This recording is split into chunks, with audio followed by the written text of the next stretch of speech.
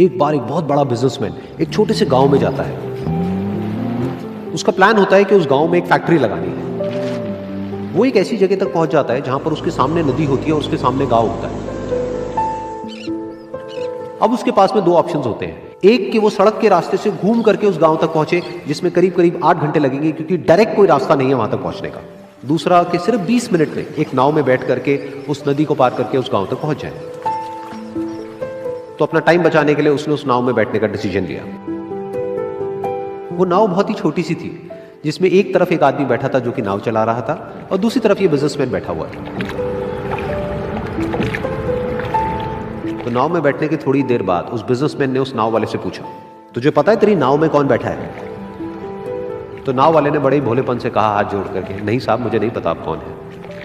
तो बिजनेसमैन बोला, अरे तू अखबार नहीं पढ़ता है क्या? हर दूसरे दिन मेरी फोटो आती है अखबार में। तो नाव वाला बोला, अरे साहब मुझे कहाँ पढ़ना लिखना आता है, मैं बहुत छोटा सा था जब मेरे पिताजी गुजर गए थे, तो अपने परिवार का ध्यान रखने के लिए मैं बचपन से ही काम में लग गया और तभी मेरा स्कूल छूट गया। ये सुन करके उस बिजनेसमैन ने उसका मजाक उड़ाते हुए उसको कहा, तुझे पढ़ना लिखना तक नहीं आता है, ऐसी जिंदगी का क्या फायदा? ये सुन करके उस नाव वाले को बुरा तो लगा, लेकिन उसने कुछ नहीं कहा। थोड़ी देर बाद वो बिजनेसमैन उस नाव वाले से बोला, अभी कुछ ही दिन बाद ये जो सामने तू जमीन देख रहा है, यहां पर मेरी एक बहुत बड़ी फैक्ट्री होगी जहां पर हमारे ब्रांड की मिनरल वाटर की बॉटल्स बनेगी। उस नाव वाले को बात समझ नहीं आई। उसने कहा, क्या बनेगा साहब? तो बिजनेसमैन थोड़ा सा इरिटेट होकर के बोला कि हमारे यहाँ पर पानी की बोतलें बनेंगी जो तेरे गांव में नहीं बिकेगी, लेकिन शहरों में बहुत बिकती है।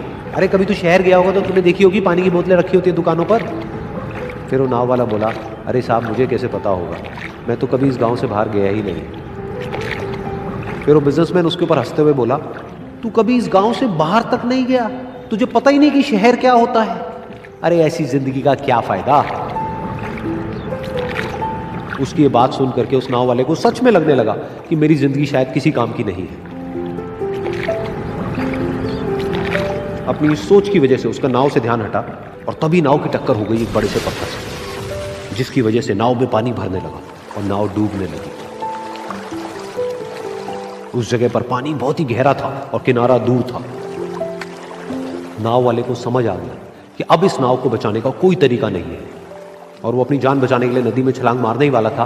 तभी उसने उस बिजनेसमैन से पूछा, साहब आपको तैरना तो आता है ना? तो बिजनेसमैन घबरा करके बोला, ऐसा क्यों पूछ रहे हो, मुझे तैरना नहीं आता है। उसकी ये बात सुन करके नाव वाले को हंसी आ गई और वो बोला, अरे साहब आपको तैरना तक नहीं आता, ऐसी जिंदगी का क्या फायदा? ये सुन करके उस बिजनेसमैन को अपनी गलती का एहसास हुआ और वो हाथ जोड़ करके उस नाव वाले से बोला, तुम जो कहोगे मैं तुम्हें दूंगा, बस मेरी जान बचा लो।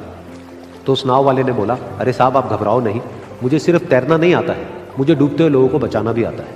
आप मुझे कस के पकड़ लो, मैं आपको कुछ नहीं होने दूंगा।